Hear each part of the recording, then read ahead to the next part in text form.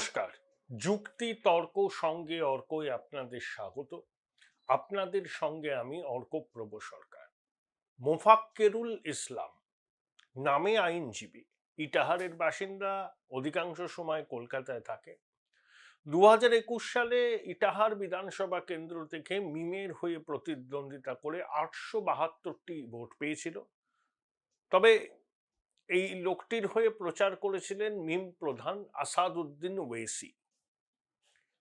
3রা April 7 সকালে বাগডোগরা বিমানবন্দর থেকে তাকে গ্রেপ্তার করা হয়েছে। তার লক্ষ্য ছিল বেঙ্গালুরুতে পালিয়ে যাওয়া। এনআইএর আইজি সোনিয়া সিং এর নেতৃত্বে 24 জনের একটি দল রাজ্যে এসেছেন। আজকেই তারা মোথাবাড়ি পৌঁছে যাবেন। 6 এপ্রিল সুপ্রিম কোর্টে এনআইএ প্রাথমিক তদন্ত রিপোর্ট জমা দেবে। আপনাদের সনির্বন্ধ অনুরোধ, চ্যানেল সাবস্ক্রাইব করবেন এবং থ্যাঙ্কস বাটনে ক্লিক করতে ভুলবেন না। আপনাদের দিল্লির অদূরে আর কি শাহিনবাগে 2019-এ সিএএ বিরোধী আন্দোলন ছবিগুলো মনে আছে? এক হাতে জাতীয় পতাকা, এক হাতে সংবিধান নিয়ে অনেকে সিএএ বিরোধী আন্দোলন করেছিলেন। পরবর্তীকালে সেই আন্দোলন থেকে হিংসার উস্কানি দেওয়া হয়েছিল, অনেকে গ্রেপ্তার করা হয়েছিল, এখন অনেকে তিহার জেলে আছেন। তাহলে একটা প্রবণতা কি দেখছি, এক হাতে জাতীয় পতাকা নিয়ে অবরোধ, বিক্ষোভ, আন্দোলন। এই যে আইনজীবী, এর নামে আইনজীবী, এর কাজটা হচ্ছে উস্কানি দেওয়া। একটি টেম্পো বা মাটাডোরের মাথায় দাঁড়িয়ে সে লাগাতার উস্কানি দিয়ে গেছে, দেখলাম জাতীয় পতাকাও আছে। এবং সন্ধেবেলা অবরুদ্ধ জাতীয় সড়কে সে বক্তব্য রাখছিল, সব মোবাইলে টর্চ জেলে সমবেত জনতা হর্ষধ্বনি করছিল। এই ছবি ভাইরাল হয়েছে। এখন প্রশ্ন, মিমের এই অল্প পরিচিত লোকটি কি মূল পান্ডা? আইএসএফ এর প্রার্থীকে গ্রেপ্তার করা হয়েছে, আরো 18 জনকে গ্রেপ্তার করা হয়েছে। কিন্তু মিম বা আইএসএফ মালদায় কতটা শক্তিশালী? তারা এইভাবে সংগঠিত একটা ঘটনা ঘটালো, একেবারে সংগঠিত, পূর্ব পরিকল্পিত। জাতীয় সড়ক এতক্ষণ ধরে অবরোধ করা, এবং এই যে অবরোধের পরিকল্পনা অনেকদিন ধরে করা হচ্ছিল, নইলে সেখানে জাতীয় সড়কের পাশে কিভাবে রান্না করে খিচুড়ি পরিবেশন করা হয়। মিম 2023-এ পঞ্চায়েত বোর্ডে মালদায় লড়েছিল, সাকুল্যে 60,000 ভোট পেয়েছিল। আইএসএফ এর যা প্রভাব, মূলত সেটা দক্ষিণবঙ্গে। 2021-এর ফলাফল কি? মালদা জেলায় তৃণমূল 8টি আসন, বিজেপি 4টি আসন, কংগ্রেস বাম কেউ খাতা খুলতে পারেনি। তাহলে এই সংগঠিত ঘটনাটা ঘটিয়েছে মিম, কংগ্রেস, আইএসএফ। এই যে ব্যাখ্যা দিদিমণি এবং তার দল দিচ্ছে, সেটা সর্বান্তকরণে ভ্রান্ত। আসলে শাসকের লক্ষ্য ছিল বিচার বিভাগের আধিকারিকদের চমকানো। যেভাবে বিএলও, ইআরও, এইআরওদের তারা চমকান, বিচার বিভাগের আধিকারিকদের বাগে আনতে পারছিলেন না। খেলা ক্রমশ হাতের বাইরে বেরিয়ে যাচ্ছে দেখে তাদের চমকানোর পরিকল্পনা হয়েছিল। যে কারণে মলয় ঘটকের চাকরি গেছে আইনমন্ত্রী হিসাবে। তিনি দিদিমণির ইচ্ছা পূরণ করতে পারেননি, নিজের অপরাগতার কথা জানিয়ে দিয়েছিলেন। তারপর দিদিমণি কি বলেছিলেন? আইনটা আমি নিজেই দেখব। আর যেদিনকে ঘটনা ঘটলো, সেদিনকে দিদিমণি আশেপাশের 20-30 কিলোমিটার অঞ্চলে নির্বাচনী প্রচার করছেন। কি বললেন আমি কিচ্ছু জানতাম না, একজন সাংবাদিক তাকে বলেছেন। মিথ্যাচার করা ওনার স্বভাব, প্যাথোলজিক্যাল লায়ার বলেন অনেকে। আমি এত কটু ভাষ্য দেব না, কিন্তু মিথ্যাচার উনি করে থাকেন, কিচ্ছু জানতেন না উনি। তিনি 20-30 কিলোমিটার দূরে নির্বাচনী সভা করছেন, আর 12 নম্বর জাতীয় সড়ক অবরুদ্ধ হয়ে আছে ঘন্টার পর ঘন্টা, উনি কিচ্ছু জানেন না। চমৎকার। আসলে দিদিমণি উস্কানি দিচ্ছেন না। মা বোনেরা, আপনাদের নাম কেটে দিল, আপনারা প্রতিবাদ করবেন না? কখনো মাতৃশক্তিকে বলছেন হাতা খুন্তি নিয়ে বেরিয়ে এসো, কেন্দ্রীয় বাহিনীর বিরুদ্ধে রুখে দাঁড়াও। ক্রোনোলজিগুলো আপনাদের বুঝতে হবে। এই ক্রোনোলজিগুলো বুঝলেই মোথাবাড়ি, কালিয়াচক জাতীয় সড়ক অবরোধের ঘটনার আসল চক্রী কে বা কারা সেটা আপনাদের কাছে স্পষ্ট হয়ে যাবে। দিদিমণি আসলে চাইছেন ওই 2021-এর মতো 100টার মধ্যে 91টা মুসলমান ভোট নিশ্চিত করতে, যাতে তার দুশ্চিন্তা অনেকটা দূর হয়। হিন্দু ভোট তিনি পাবেন না, ওই বেনিফিশিয়ারি আর কিছু লুম্পেন প্রলেতারিয়েত দিলেও দিতে পারে। ম্যাক্সিমাম হিন্দু ভোট এবার ওনার মুখ ফিরিয়ে নেবে। 100টার মধ্যে কম করে 65টা হিন্দু ভোট বিজেপির পক্ষে পড়বে। তারপর যদি বাম, কংগ্রেস, আইএসএফ, হুমায়ুন তার দুধেল গাইদের ভোট ব্যাংকে আঘাত আনে, সেটা দিদিমণির পক্ষে সামলানো মুশকিল। এই দুধেল গাই শব্দবন্ধটা কিন্তু দিদিমণির শব্দবন্ধ, এর কি বলবো আর কি, কপিরাইট কিন্তু দিদিমণি। তাই আমি শব্দবন্ধটা উল্লেখ করলাম। আমি কোনো সম্প্রদায়কে এইভাবে উল্লেখ করার পক্ষপাতী নই। যেহেতু দিদিমণি করেছেন, তাই আমি তার কাছ থেকে ঋণ স্বীকার করছি এই শব্দবন্ধ ব্যবহারের জন্য। ব্যক্তিগতভাবে আমি এই শব্দবন্ধ ব্যবহারের পক্ষে নই। তাহলে ওই 100টার মধ্যে 91টা ভোট চাইছেন, সেটা কখন সম্ভব? যখন সম্পূর্ণ পোলারাইজেশনটা করতে পারবেন। কিন্তু বর্তমানে যা পরিস্থিতি, একে বাবরি মসজিদ করব বলে হুমায়ুন মুর্শিদাবাদে অন্তত তৃণমূলকে ধাক্কা দেবে, আর কোথায় কি করবে আমি জানি না, মুর্শিদাবাদে ধাক্কা দেবে। মালদাতে মূলত লড়াইটা কংগ্রেসের সঙ্গে বিজেপির, উত্তর দিনাজপুরেও তাই। তাহলে মালদায় 12, মুর্শিদাবাদে 22, 34, আর উত্তর দিনাজপুরে বোধহয় 9টা আসন আছে, 43। এই আসনগুলোর মধ্যে তৃণমূলের যদি অনেক আসন হারাতে হয়, সেটা দিদিমণির কাছে একদমই কাঙ্ক্ষিত নয়। তাই তিনি চাইছেন ওই সম্পূর্ণ পোলারাইজেশনটা করতে। সেটা কিভাবে সম্ভব? যাতে সংখ্যালঘুদের স্বার্থে তিনি লড়ছেন, সংখ্যালঘুদেরই ভোটাধিকার কেড়ে নিয়েছে বিজেপি, কমিশন, মিম, কংগ্রেস, আইএসএফ, লেফট, এরা কার্যত বিজেপির শাখা সংগঠন হিসেবে কাজ করছে। তাই বলেইছেন তো দিদিমণি যে হায়দ্রাবাদ থেকে ওয়েসি সাহেবকে বলেছেন হাঁদা, আর এখানকার হুমায়ুনকে বলেছেন বোঁদা। আপনারা ভুলে যাবেন না, এই হুমায়ুনকে তিনি 2024-এ কিভাবে ব্যবহার করেছিলেন। মুর্শিদাবাদে আমরা সংখ্যাগরিষ্ঠ, 70% আমরা, 30%কে ভাগীরথীর জলে চোবাতে পারি। হুমায়ুন বলেছিলেন, হুমায়ুনের বিরুদ্ধে তখন কোনো ব্যবস্থা দিদিমণি নেয়নি। তারপরে দিদিমণিকে, এই হুমায়ুনকে যখন জিজ্ঞাসা করা হয়েছিল এই ধরনের কথা আপনি বলেছিলেন কেন, সঙ্গে নাকি অভিষেকও জিজ্ঞাসা করেছিল, তখন হুমায়ুন অভিষেককে নাকি বলেছিলেন যে তোমার দিদিকে জিজ্ঞেস করো কেন বলেছিলাম। আসলে মোহাম্মদ সেলিম এবং অধীর চৌধুরীকে হারাবার জন্য তখন দিদিমণির হুমায়ুনকে প্রয়োজন ছিল। যখন হুমায়ুন চরম সাম্প্রদায়িক মন্তব্য করলো, তখন দিদিমণি শুনেও শুনতে পেলেন না, দেখেও দেখলেন না। এই জন্য বলি না, ভোট কুড়ানি দিদি, উস্কালেন। এখন এসআইআর নিয়ে তিনি কিন্তু একই খেলা খেলছেন, উস্কাতে চাইছেন, সুড়সুড়ি দিচ্ছেন।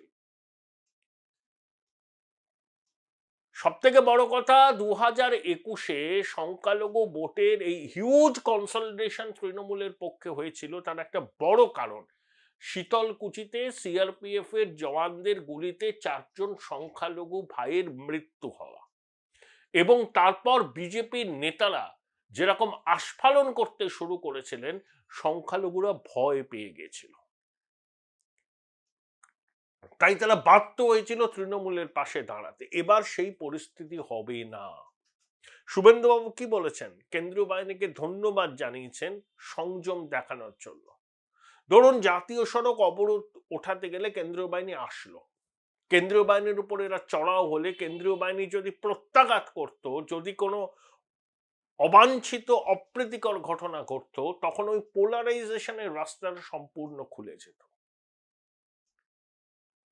সেটা কেন্দ্রীয় বাহিনী করেনি, সংযমের পরিচয় দিয়েছে, পূর্ব পরিকল্পিত। সুপ্রিম কোর্ট কি বলেছে? আমরা সব বুঝতে পারি কারা এর পিছনে আছে। মালদার এসপি ডিএম খুবই অনুপ্রাণিত বোধ হয়, বাংলোতে বসে থাকতেই পছন্দ করেন। তা এত বড় ঘটনা করছে, বিডিও অফিসে যাননি কেন? এসপি ডিএম অ্যাডিশনাল এসপি কে পাঠিয়েছিলাম, আরো কয়েকজনকে পাঠিয়েছিলাম। আপনি কি করছিলেন? ঘুমাচ্ছিলেন? বোলপুর শহরের কোলাহল থেকে মাত্র 20 মিনিট দূরেই রয়েছে সুন্দর রিসর্ট, যেখানে পেয়ে যাবে স্পেশিয়াস আর এস্থেটিক্যালি ডিজাইন রুম। তোমরা যারা গ্রুপে যাও তাদের জন্য আছে কমফোর্টেবল গ্রুপ স্টে অপশন, আর কাপলদের জন্য রয়েছে লাক্সারিয়াস সুইট রুম, তার উপর আবার ফ্ল্যাট 10% অফ। এখানে প্রকৃতির মাঝে তোমরা পেয়ে যাবে একটা সুন্দর সুইমিং পুল, ছোটদের জন্য প্লে এরিয়া আর একটা এস্থেটিক সেলফি কর্নার। প্রপার্টিটা পুরোটাই পেট ফ্রেন্ডলি, আর এখানে আছে অনেক কিউট ছোট ছোট র্যাবিটস। সকালের ব্রেকফাস্ট থেকে ডিনার পর্যন্ত পেয়ে যাবে একদম হোমলি কমফর্ট ফুড, যা এক কথায় অসাধারণ। বেঙ্গলি কুইজাইনের সাথে সাথে পেয়ে যাবে চাইনিজ আর নর্থ ইন্ডিয়ান অপশন। বিকেলে বনফায়ারের আলো, বন্ধুদের সাথে আড্ডা আর খোলা আকাশের নিচে গ্রাম বাংলার হাওয়া, পুরোটাই এক অপরূপ অনুভব। তাহলে বলো তোমরা কবে প্ল্যান করছো এই পিসফুল এসকেপটা? And don't forget to follow miss cupcake for more such travel updates. এই জন্য আপনি জেলা শাসক বা জেলার police super conspicuous inertia, supreme court রায় বলেছে। আসলে এই অ্যাডমিনিস্ট্রেশনের মধ্যে আইপ্যাকের প্রভাব আছে। আপনি যতই মাথা বদল করুন, এখনো প্রশাসনের বিভিন্ন স্তরে ভীষণ অনুপ্রাণিত গৃহপালিত আধিকারিকরা আছেন এবং কনস্ট্যান্টলি প্রশাসনের মধ্যে আইপ্যাকের ইনফিলট্রেশন। না হলে সল্টলেকের সেক্টর 5-এ আইপ্যাকের দপ্তরে সরকারি ফাইল পাওয়া যায়। আইপ্যাকের দপ্তরে তল্লাশি হয়েছে ঋষিরাজ সিং এর এবং বিজয় নায়ার, যে আগে আপের স্পোকসপারসন ছিল, মুম্বাই, বেঙ্গালুরু, হায়দ্রাবাদে। প্রতীক জৈন এবং ঋষিরাজকে তলবও করেছিল দিল্লিতে। দিল্লি কোর্টে তারা এখন তলবের নির্দেশকে চ্যালেঞ্জ জানিয়ে বলেছেন তারা ভোটের কাজে ব্যস্ত। কয়লা পাচারের প্রসিডস অফ ক্রাইম থেকে 20 কোটি টাকা আইপ্যাকের তহবিলে ঢুকেছে। আইপ্যাক হচ্ছে বাংলার রাজনীতিকে ভিসিয়ে দিয়েছে। তাদের ইনফিলট্রেশন এমন পর্যায়ে পৌঁছেছে অ্যাডমিনিস্ট্রেশনের মধ্যে, যেখানে অ্যাডমিনিস্ট্রেশনের একটা অংশ কার্যত আইপ্যাকের কর্মচারীতে পরিণত হয়েছে। সুপ্রিম কোর্ট যে বলেছে না, কনসপিকুয়াস ইনার্শিয়া, মালদার এসপি, মালদার ডিএম 3:30 থেকে ঘটনার সূত্রপাত। কলকাতা হাইকোর্টের মাননীয় প্রধান বিচারপতিকে হোম সেক্রেটারি ডিজিকে ডেকে পাঠাতে হলো। দেশের প্রধান বিচারপতি রাত 2টো অবধি জেগেছিলেন। কলকাতা হাইকোর্টের অন্যান্য বিচারপতিরাও একই রকম ভাবে সচেষ্ট ছিলেন। আর মালদার এসপি, মালদার ডিএম ঘটনাস্থলে গেলেন না, বাংলো আলো করে বসে রইলেন। আর মুখ্য সচিবের ব্যাপারটা ঠিক বুঝলাম না, উনি আপনার মোবাইল নাম্বার এবং হোয়াটসঅ্যাপ নাম্বার শেয়ার করতে অনীহা প্রকাশ করছেন কেন প্রধান বিচারপতিকে? এরকম ঘটনা আমি কোশ্মিনকালে কোথাও শুনিনি। Chief secretary always on the call. তিনিই তো সরকার, মানে তিনি এবং স্বরাষ্ট্র সচিব এবং ডিজি। তার হোয়াটসঅ্যাপ নাম্বার রাজ্যের প্রধান বিচারপতি জানবেন না? এক বড় রহস্য। কোথাও কি কমিউনিকেশন গ্যাপ? 6 এপ্রিল অনলাইনে হাজিরা দিতে হবে ডিজি, হোম সেক্রেটারি, মালদার এসপি, ডিএম। আমার ধারণা এসপি এবং ডিএম কে বরখাস্ত করা উচিত, বরখাস্ত, ডেরিলিকশন অফ ডিউটি, কর্তব্যে গাফিলতির জন্য।